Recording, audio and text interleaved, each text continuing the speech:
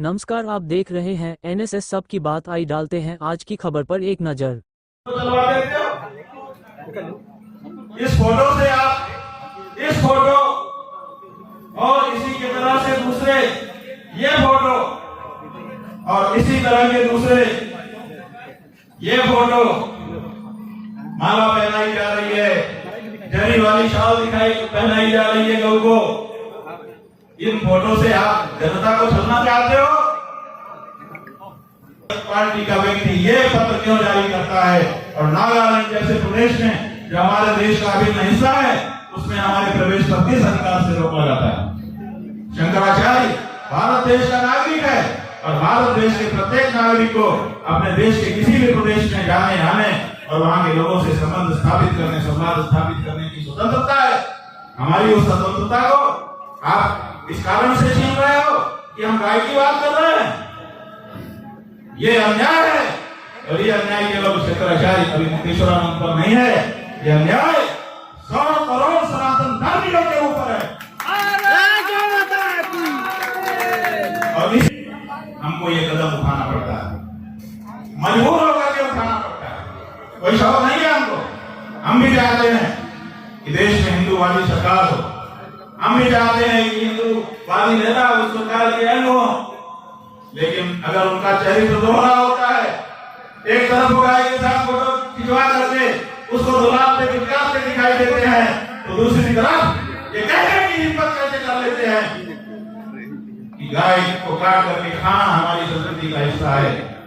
कुछ लोगों की संस्कृति का हिस्सा हो सकता है, लेकिन देश कुछ लोगों से नहीं चलता है।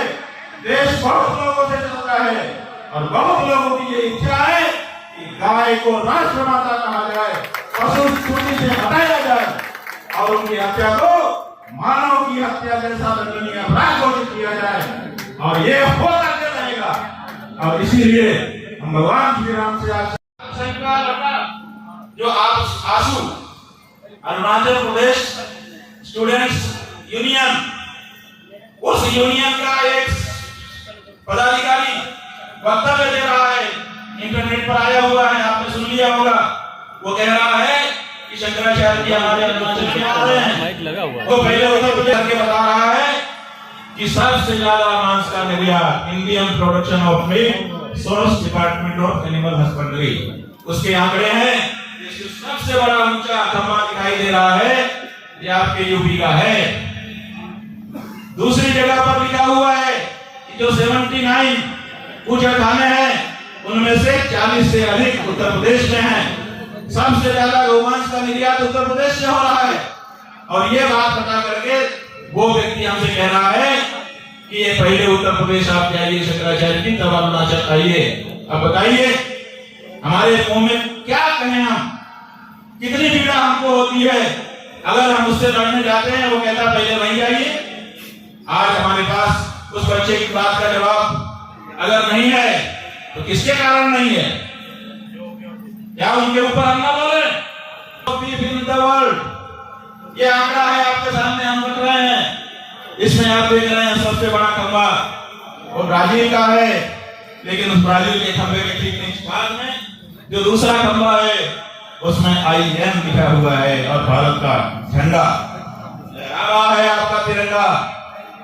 कैसे हम इस तिरंगे पर नाच करें? कैसे हम आज की सरकार पर नाच करें जिसने भारत को भी निर्यात में इतना बड़ा बना करके खड़ा कर दिया? राज में हो रहा है। क्या आपका शंकराचार्य उनके विरुद्ध खड़ा हो कि ना खड़ा हो, ये बताइए। और अगर आप खड़े हैं तो आप हमसे सवाल पूछते हैं। हिंदू गोश भक्ति पैसा भगवान के राग भोग पूजा से बच गया है, उसको लोक कल्याणकारी में लगाया जाए। सबसे पहला काम गौ माता की सेवा के लिए लगाया जाए। हर मंदिर की अपनी गौशाला होनी चाहिए। तिरुपति इसकी शुरुआत करे। तिरुपति में 3 लाख करोड़ से ज्यादा पैसा हम लोगों ने जमा कर दिया है। हजारों किलो सोना हमने जमा कर दिया है, कोई कमी नहीं है। इसलिए बाजार का खरीदा हुआ भी अब वहां के प्रसाद लड्डू में नहीं लगना चाहिए।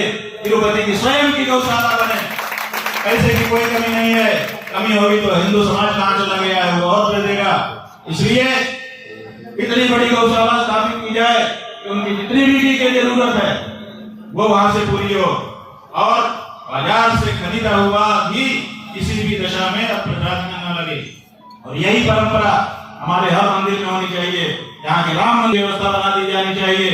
और दूसरे जो मंदिर हैं, इससे क्या होगा, जब हर मंदिर की गौशाला होगी तो मंदिर में भोग के लिए शुद्ध दूध, शुद्ध दही, शुद्ध घी सब मिल जाएगा।